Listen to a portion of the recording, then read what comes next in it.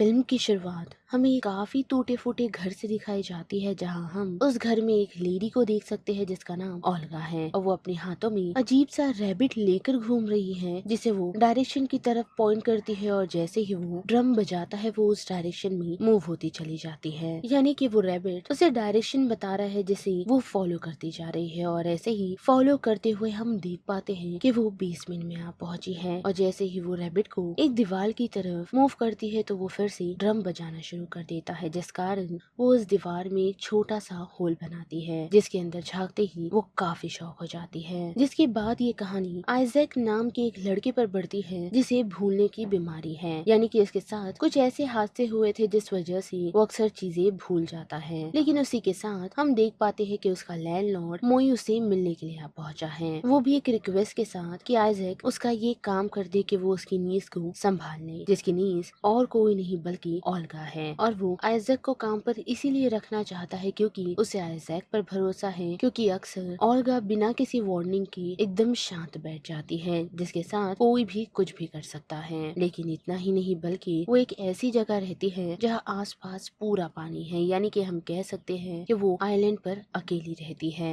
जो बात सुन आइजैक काम के लिए रेडी हो जाता है, पर उसे मॉय ने ये नहीं बताया कि ओल्गा अकेले आइलैंड पर रहती है और साथ ही काम करने के लिए आइजैक को खुद को चेन करना होगा एक हार्नेस में, ताकि वो उसकी नीज के कमरे में ना जा सके। जिसके साथ साथ आइजैक को मॉय से ये भी पता चलता है कि ओल्गा की माँ अपने हस्बैंड को बेसमेंट में लॉक कर कहीं गायब हो गई, जिसका आज तक कोई भी पता नहीं लगा पाया। जिसके साथ साथ वो ये भी बताता है कि ओल्गा का फादर उस लॉक बेसमेंट में इतना पागल हो गया था कि उसने खुद की ही जान ले ली। साथ ही हम देख पाते हैं कि घर पर पहुंच मोय उसे ओल्गा से मिलाने के लिए तो ले जाता है, पर ओल्गा होश में नहीं होती, यानी कि ओल्गा उन्हें किसी भी चीज का जवाब नहीं देती। और मोय के वहां से निकलते ही हम देख पाते हैं कि आइजैक को ऐसा लग रहा है कि घर में कोई और भी है, जिसका एहसास आइजैक को हो रहा है, पर उसे कोई नजर नहीं आता। और साथ ही जब वो सोने की कोशिश कर रहा होता है तो उसके सामने दीवार पर एक फोटो लगी होती है, जिस लड़की के हाथ में हम वही अजीब सा रैबिट देख पाते हैं। साथ ही वो पेंटिंग आइजैक को इतनी अजीब लगती है मानो जैसे वो उसे घूर रही हो, और उसे इग्नोर कर आइजैक सोने की कोशिश करता है तो वो पेंटिंग ऊपर से नीचे गिर जाती है। जिस पेंटिंग को देख आइजैक उसे घुमा देता है क्योंकि उस पर जो लड़की है वो उसे काफी अजीब लगती है। लेकिन फिर जब वो सोने की कोशिश करता है और पलट कर देखता है तो पेंटिंग घूम चुकी है और साथ ही उस पेंटिंग में मौजूदा लड़की उसे अजीब नजरों से घूर रही है। पर ऐसे ही देखते देखते उसकी आंख लग जाती है, जिसके बाद उसे फिर से यहाँ घर में किसी के होने का एहसास होता है, जिस वजह से वो चेक करने के लिए आगे बढ़ता है और उसकी नजर लिविंग रूम में पड़ी उसी रैबिट वाले टॉय पर पड़ी है, जिसकी आंखें इंसानों जैसी है, मानो जैसे वो तुमसे कुछ कह रही हो। पर उसी दौरान ओल्गा वहाँ पहुँचती है, जिसके हाथ में आइजैक क्रॉसबो देख पहले तो डर जाता है, लेकिन फिर शांत होकर उससे बातचीत करने लगता है और उसे उसके पेरेंट्स के बारे में पूछता है, जिसके जवाब में वो उसे यही कहती है कि उसकी मॉम ने उसके फादर को बेसमेंट में लॉक कर दिया था, जिन्होंने सुसाइड कर लिया, और तब से ही उसकी मॉम मिसिंग है। और इतना कहकर वो वहाँ से चली जाती है। जिसके बाद जब आइजैक फिर से आराम करने की कोशिश कर रहा होता है तो वही अजीब सा रैबिट, जिसकी आंखें हमें इंसान जैसी लग रही है, वो ड्रम बजाकर उसे उठाने की कोशिश करता है, मानो जैसे वो उसे कुछ चीज दिखाना चाहता हो। साथ ही बेसमेंट का दरवाजा भी खुल जाता है, जिसके जवाब में जब आइजैक उस रैबिट से पूछता है कि वहाँ कुछ है या नहीं, जो सुनकर वो रैबिट जोर जोर से ड्रम बजाने लगता है, जिस कारण आइजैक बेसमेंट के नीचे जाता है और उसकी नजर उसी छोटे से होल पर पड़ती है जिसे ओल्गा ने बनाया था। और अंदर झांकने पर उसे पता चलता है कि उसके पीछे और कोई नहीं बल्कि उसकी मॉम की डेड बॉडी है, जिससे वो काफी घबरा जाता है और यहाँ से जाने का डिसीजन लेता है। पर यहाँ से निकलने के लिए सबसे पहले वो मोई को कांटेक्ट करने का डिसीजन लेता है, जिसके लिए वो ओल्गा के कमरे में जाता है, यही सोचते हुए कि ओल्गा ने ही उसकी मॉम को मारा है और डेड बॉडी को बेसमेंट में छुपा कर रखा। पर ओल्गा के रूम में वो जा नहीं सकता उस हार्डनेस की वजह से, जिस कारण वो एक सॉकेट में से अपना हाथ घुसाकर ओल्गा के रूम में रखे हुए फोन को इस्तेमाल करने का डिसाइड करता है, जिसे वो इस्तेमाल करने में कामयाब कामयाब होता है और मॉय को ये इन्फॉर्म करने में भी कि बेसमेंट में ओल्गा की मॉम की लाश पड़ी है जिसे ओल्गा ने ही मारा है और वो ये सारी बातें सभी लोगों से छुपा रही है। जो सुन मॉय उससे यही कहता है कि वो इस बारे में किसी को भी ना बताए, साथ ही पुलिस को भी, जो आइजैक करे तो करे कैसे क्योंकि उसे यहाँ का एड्रेस तक पता नहीं, जिस वजह से वो मॉय के आने का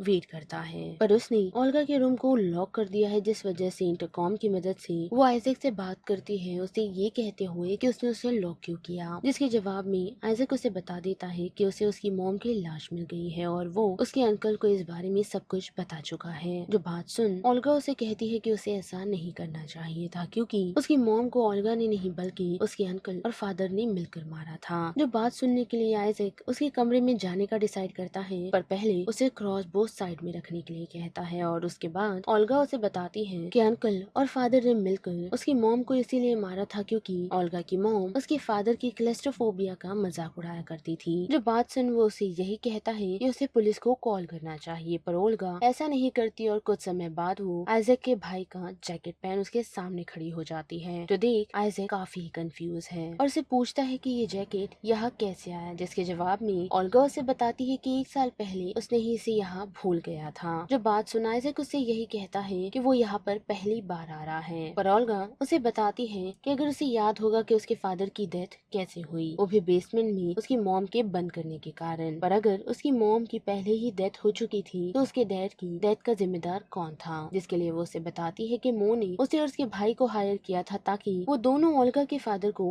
बेसमेंट में लॉक कर दे। और ये सारी बात सुनकर आइजैक को उस पर भरोसा नहीं होता, जिस कारण वो मो को कॉल करने के लिए कहता है और हम देख पाते हैं कि मो भी ओल्गा की बातों को कंफर्म करता है, जिसके साथ साथ आइजैक उसकी ये बात सुन यही कहता है कि उसे पुलिस वालों को बुला देना चाहिए ताकि वो आत्मसमर्पण कर दे, पर ओल्गा ऐसा नहीं करती क्योंकि अंकल मो ने उसे ऐसे करने से मना किया है। और उसी के साथ आइजैक को समझ आता है कि मो ने उसे यहाँ किस लिए बुलाया है, क्योंकि आइजैक यहाँ है, साथ ही यहाँ से निकलने का रास्ता आइजैक को पता नहीं और किसी भी इस बात का आइडिया नहीं कि आइजैक ओल्गा के साथ इस घर में रह रहा है, जिस कारण वो घबरा जाता है और ओल्गा को रूम में लॉक कर वापस बेसमेंट में खुद को छुड़ाने की कोशिश करता है ताकि वो यहाँ से निकल पाए, पर अनफॉर्चुनेटली वो उसमें कामयाब नहीं होता, जिस वजह से वो ओल्गा के रूम से चाबी लेने का डिसीजन लेता है, पर उसमें भी वो कामयाब नहीं होता क्योंकि ओल्गा उसकी उंगलियां तोड़ देती है। जिसके बाद वो वापस टेबल पर आकर बैठ जाता है जहाँ उसकी नजर न्यूज़पेपर पर पड़ती है और उस न्यूज़पेपर में उसे ओल्गा की मॉम की फोटो नजर आती है, जिसके गले में उस हार्नेस की चाबी है जिसकी मदद से वो खुद को छुड़ा सकता है, जिस कारण वो ओल्गा की मॉम की डेड बॉडी के पास जाता है यानी कि बेसमेंट में, और उसकी गले से वो चाबी निकाल खुद को आजाद करने में कामयाब होता है। पर फिर भी वो यहाँ से जा नहीं सकता क्योंकि घर के बाहर बोट नहीं है और उसे तैरना नहीं आता, जिसके बाद के हम देख पाते हैं कि घर की पूरी लाइट्स बंद हो जाती है, जो और किसी ने नहीं बल्कि ओल्गा ने किया है, जिस कारण वो ओल्गा के कमरे में उसे चेक करने के लिए बढ़ता है। जहाँ पहुँच वो देख पाता है कि ओल्गा फ्रीज हो चुकी है, जिस मौके का फायदा उठाकर वो उस हार्नेस को ओल्गा को पहना देता है, पर कुछ समय बाद जब जैसे ही लौटता है तो देख पाता है कि ओल्गा उसके कमरे में नहीं, जिस कारण उसकी नजर उसके भाई की जैकेट पर पड़ती है, जिसे देख उसे कुछ कुछ चीजें याद आना शुरू होती है कि एक्चुअल में 1 साल पहले सच में उसका भाई और वो इस लोकेशन पर आए थे, वो भी मॉय के कहने पर ही, ताकि वो लोग ओल्गा के फादर को खत्म कर सके। और इन्हीं सारी बातों को याद करते हुए हम नोटिस कर पाते हैं कि ओल्गा क्रॉसबो लेकर उस पर हमला कर देती है, पर उस हमले से आइजैक बचने में कामयाब होता है, पर दूसरे हमले से बचने में कामयाब नहीं होता और क्रॉसबो की मदद से ओल्गा उसके पैर पर शूट कर देती है, जिसके बाद उसे उसकी सारी पुरानी बातें याद आती है, जिसमें उसे ये पता चलता है कि आइजैक यहाँ आया था मो का काम करने के लिए ही, लेकिन यहाँ आकर उसके इरादे बदल गए, जिस वजह से उसने उसके फादर के लिए यानी कि ओल्गा के फादर के लिए एक नोट लिखा था कि उसका भाई मो उसे मारना चाहता है। और जैसे ही वो बेसमेंट में पहुंचा तो उसकी नजर क्रॉसबो पर पड़ी, जिसके साथ साथ ओल्गा के फादर पर भी,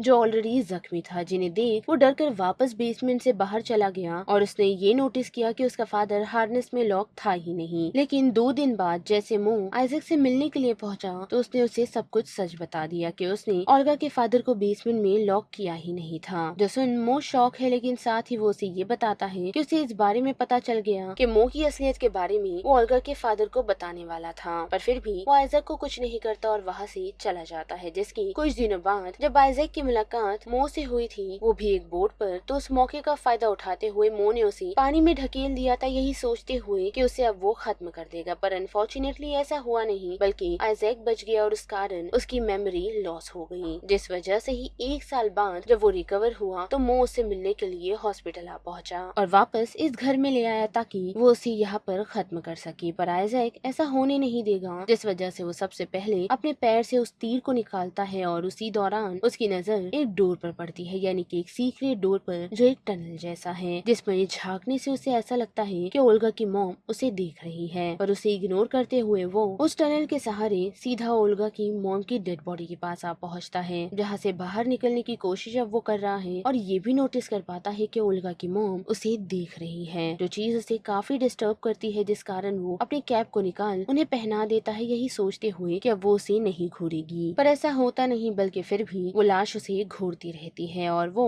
अपने कटिंग का काम कंटिन्यू रखता है, जिस दौरान उसे फिर से उस रैबिट के ड्रम की आवाज आती है, क्योंकि वहाँ ओल्गा पहुंच चुकी है और वो अपनी मॉम की बॉडी में लगे हुए तीर को लेने के लिए पहुंची थी, जिसे लेकर वो यहाँ से निकलती है। वैसे ही उसका अंकल वहाँ आ पहुंचता है, जिसे वो बताती है कि उसने आइजैक को उसके कमरे में लॉक किया हुआ है। पर उसी दौरान उसकी नजर उसी होल पर पड़ती है, जिसे चेक करने पर उसे पता चल जाता है कि आइजैक यही है और वो कुछ करे उससे पहले ही ओल्गा उसे क्रॉसबो की मदद से हिट कर देती है और उसे बेसमेंट में ही लॉक कर देती है ताकि वो अपने मॉम और डैड का बदला ले सके, जिस कारण मो डर जाता है और वो आइजैक को ये कहता है कि उन दोनों को जल्द से जल्द इस सिचुएशन से निकलना होगा और साथ ही वो उसे कुछ नहीं करेगा, लेकिन उसे मो को यहाँ से निकलने में उसकी हेल्प करनी है ताकि वो और मो मिलकर ओल्गा को खत्म कर सके। पर हम देख पाते हैं कि वो झूठ बोल रहा है और वो पूरी तरह रेडी है आइजैक के बाहर आते ही उसे मारने के लिए। पर अनफॉर्चुनेटली आइजैक इंटरकॉम की मदद से उसे कनेक्ट करता है और कहता है कि वो ऑलरेडी बाहर निकल चुका है और उसे मो की हेल्प नहीं करनी, जो सुनकर वो काफी शॉक है, क्योंकि वो नोटिस कर पाता है कि अभी भी बेसमेंट में कोई कटिंग कर रहा है, जो और कोई नहीं बल्कि ओल्गा की मॉम की लाश है। यानी कि हम ऐसा कह सकते हैं कि ओल्गा की मॉम को फाइनली पीस मिलेगा अपने कातिल को खत्म करके, जो सेम चीज शायद उसने उसके हस्बैंड के साथ भी की, वो भी मरने के बाद। पर वही बात करें आइजैक की तो हम देख पाते हैं कि वो बेसमेंट की मदद से निकलने में कामयाब हुआ है, जो एक डॉग को फ्री कर वहाँ से निकल ही रहा होता है तो उतनी ही देर में उसकी नजर ओल्गा पर पड़ती है, जो डोर पर उसे घूरती खड़ी है। पर अनफॉर्चुनेटली वो उसे कुछ कर नहीं सकती, क्योंकि उसके पास कोई हथियार ही नहीं आइजैक को मारने के लिए, जिस वजह से वो उसे ऐसे ही घूरती खड़ी रह जाती है और आइजैक वहाँ से निकल जाता है।